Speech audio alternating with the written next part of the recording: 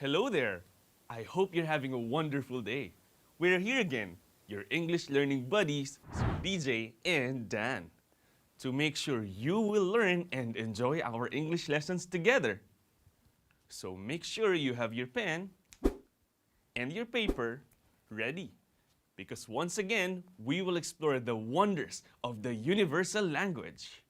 So, let's get this started. Have you ever had those crazy moments when you ask yourself weird questions? Like, what if we had winter in the Philippines? Then that would be a perfect weather for our favorite bulalo. Yum! What if cars could fly? Finally, no more EDSA traffic. What will happen if our pets could speak? Okay, Ming Ming, don't worry. I'll feed you later. What would happen if you could teleport?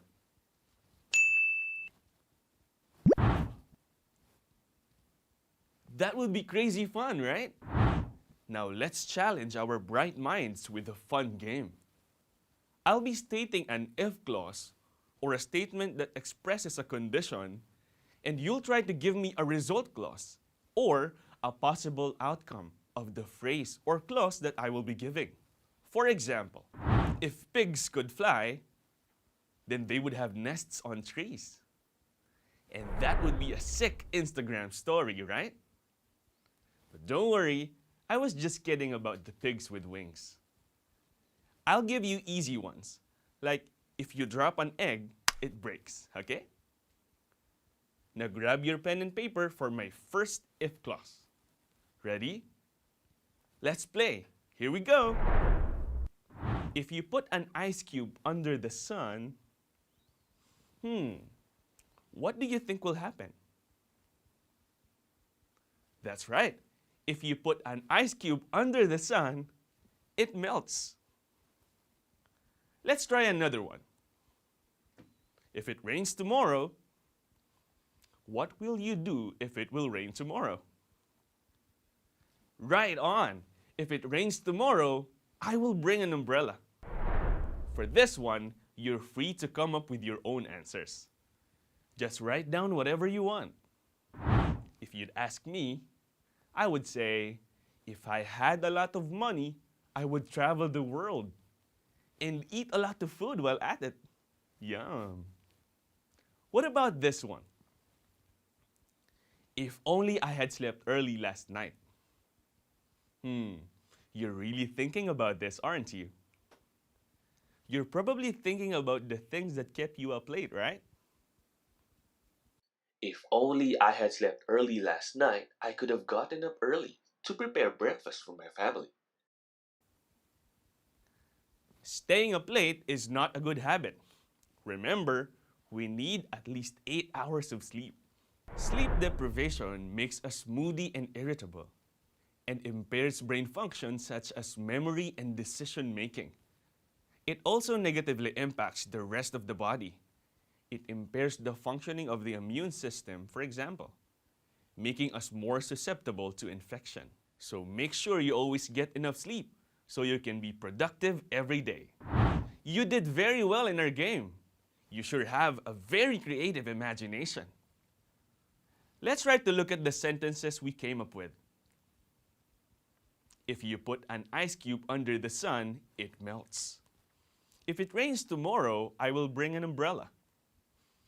If I had a lot of money, I would travel the world. If only I had slept early last night, I could have gotten up early to prepare breakfast for my family. Notice that the word if is constantly used in our sentences. It's as if a certain condition has to be met, right? That's because these sentences are called conditionals. Now you might be asking, what are those? I'm sure you're already excited to learn about conditionals. But hold your horses, because before that, we will have a recap of what we have discussed last time. Can you still remember our previous lesson? That's right. We just finished talking about the 4 functions of modals. Do you still remember what modals are? Great! Modals are called auxiliary verbs or helping verbs. That's because modals give additional information about how the main verb functions in the sentence. What about the 4 functions of modals that we've discussed in the previous episodes? You are correct. Modals can express permission, prohibition, obligation, and no obligation. In expressing permission, what modals should we use? Right! In expressing permission, we use the modals can, may, could, and might. What about in prohibition? Way to go! In expressing prohibition, we use can't or mustn't. Can you still remember the modals that we can use to express obligation? Excellent. We can use has or have to or must in expressing an obligation or commitment. And for the last one, what should we use in expressing no obligation? Good one. For this function, we can use the modal don't have to. Wow, it seems like you already know modals very well. I am glad you learned so many things from our previous episodes. In the last episode, we asked you to come up with a short message to our fathers, the universal heroes. And as we are reading your works, Dan and I found some great compositions. You guys really are amazing. Thank you very much for participating in our activity. As promised, we will be reading out some of the best ones we got from you. Congratulations to Miss Faith Gwynell Lopez. She said in her output, "We hope you know how blessed we are to have such a great father like you. We know we can always lean on you whenever we face a problem. Sometimes things might get hard since you are the head of the family, and I think this might be the most difficult part of being a father, seeing your children grow. You reminisce the first time you held us in your big hands. Also, we must say, Pa, you're the best. You always share what you have, and you love us more than yourself. And Pa, even though we can't say it in front of you at all times, we appreciate your sacrifices to our family. If I get to choose in my second life, I will always choose you, Papa." That was so heartfelt, Faith. She did very well, right? Here's another one from Mr. Adriel Lerit. He said, "To our very loving Father, no amount of gratitude or thanks can be suitable form of payment for everything that you have done, are doing, and will continue to do for us. We might have grown to be adults, but we will never stop needing you. I can't imagine my life without my parents. No words could ever describe how grateful we are for having you as our father. I must say you're the best dad ever. I love you, Daddy." Good one, Adriel. And for the last one, here's what Miss Hailey Celoterio did for the activity. "We miss you. When you are away for work or even when we are just under the same roof, we miss you. We always yearn for you. Maybe it's your absence that grows inside of us. That's why no matter how near you are, we still feel like we are miles apart. But I know that it is much worse for you. It must be dreadful to be away from your family, to not be able to watch us grow up. And for that, we admire you. Thank you for being so tough. Daddy, I am beyond grateful that you are my father. We may not be vocal about this, but if we could speak all the languages in the world, we would tell you how much we love you in 7,000 ways." Thank you very much for participating in our activity, guys. It is really nice to see that you were able to come up with such good sentences. I'm sure there are more wonderful works out there. Keep it up. Remember, modals may be tiny bits of words, but in the English language, these short words can have an effect on the tone and meaning of our sentences. Thus, they can help you express your ideas better. Speaking of tiny words, conditionals also make use of two short yet very important words.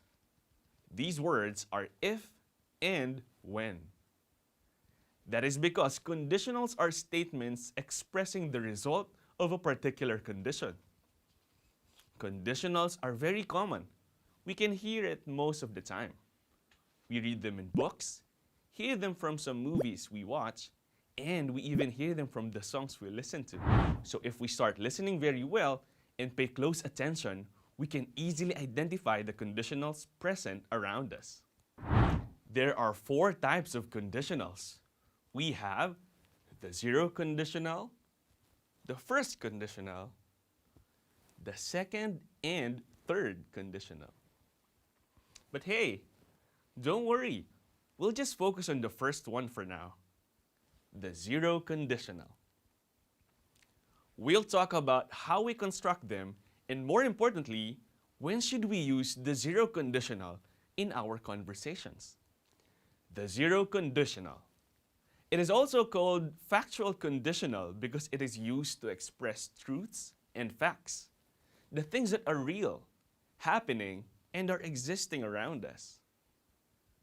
The zero conditional can also be used to express habits, instructions, and rules. Basically, the zero conditional gives us an if clause and a result clause that is definitely going to happen. Because yes, that's just the way it is.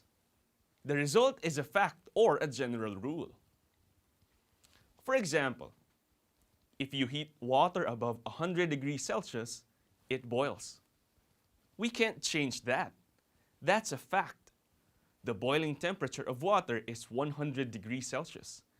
Any temperature above that will surely make it boil. It is a fact and we cannot change that. If the sun sets, it gets dark. Again, it's a fact. That's just the way it is. If the sun sets in the west, the lights in our homes and our streets start to turn on since it will be very dark without them. If you freeze water, it turns into ice.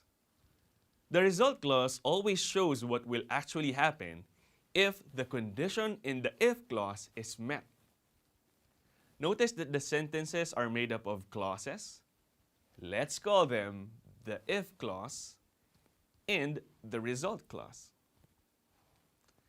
Let's try to take a look at how simple it is to form the zero conditional. Warning, my next sentence is going to be a bit annoying. Simple because it is simple because we use the present simple verb in both clauses, right? Simple. Now you might be asking, why is it that we can use if or when in the if clause? Are they the same? Well, they are almost the same. However, there is a slight difference in how they are used and what they are trying to express. We use if when there is a chance that the action may or may not happen. If it does happen, then we know what the result will be, and we are certain about it. If I drink coffee, I feel awake. There is a chance that I will drink coffee, and if I do, I feel awake and alert. I may drink coffee or not. We use when we are sure that the action will take place. When I drink coffee, I feel awake. In this sentence, we might not be sure when the action will happen, but we know it will. We know that I am going to drink coffee. It's just that we are not sure when will I drink a cup of coffee. So yeah, you're right with what you are thinking. The difference is subtle, but I tell you, it is important. Here are more examples of zero conditionals. If the power goes out, you can't use the Wi-Fi. When you eat spicy food, you feel a burning sensation in your mouth. Plants die if they are not watered. As I have mentioned earlier, in zero conditionals, the verbs in both clauses are always in the simple present tense. Notice that in the last example, the result was placed before the if clause. Don't worry, the meaning of the sentence remains the same. When we express habits using zero conditionals, it goes like this. When I feel sad, I sing a song. This sentence shows that whenever the speaker feels sad, he has a habit of singing a song, probably to release stress, right? Do you have the same habit?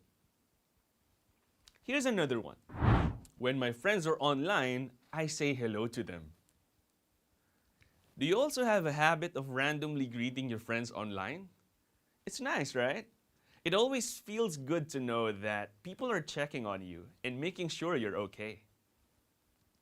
As I have mentioned a while ago, zero conditionals can also give instructions. If my mom calls, tell her to meet me at 5 p.m. Notice that the result clause becomes an imperative statement. I am giving you an instruction. I am telling you what to do. If you need someone to talk to, call me. This sentence tells us what to do whenever we need someone to talk to. We call a friend and share our problems with him or her to lighten the load. Keep in mind that true friends are not the ones who will make your problems disappear. They are the ones who will not disappear when you are facing a problem. Also, zero conditionals can express rules. You can enter the mall if you have a quarantine pass. Students can borrow a book if they present their library card. Remember, the if clause and the result clause are best friends.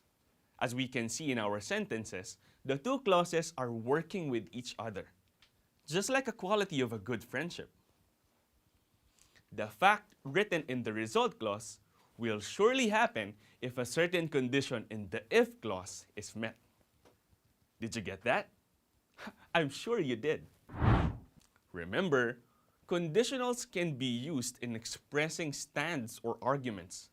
Expressing an argument is helpful in presenting one's reasoning to change another person's point of view on a particular topic or issue.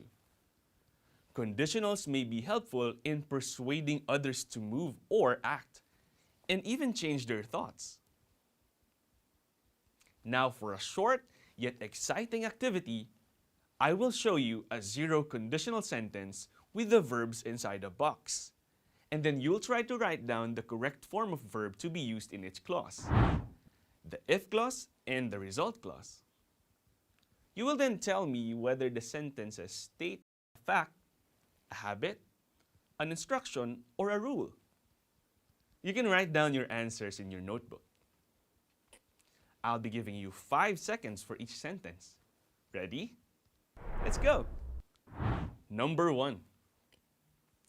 Here's the sentence. What form of listen and dance should be used in our sentence? Remember your subject-verb agreement lessons? Whenever my brother listens to a hip-hop song, he dances to the beat. If your answer goes like this, then you are correct. We use the S form of the verb since there is only one subject in our sentence. Now, does this sentence express fact, habit, instruction, or rule? Since it shows that he always dances to the music, this falls under habit. I am sure you got that one right. The verbs in our sentence are already in the right format. If you want to see the menu on the screen, press this button twice. Now, what does it express? If you think this sentence is giving an instruction, then you are right. Good one.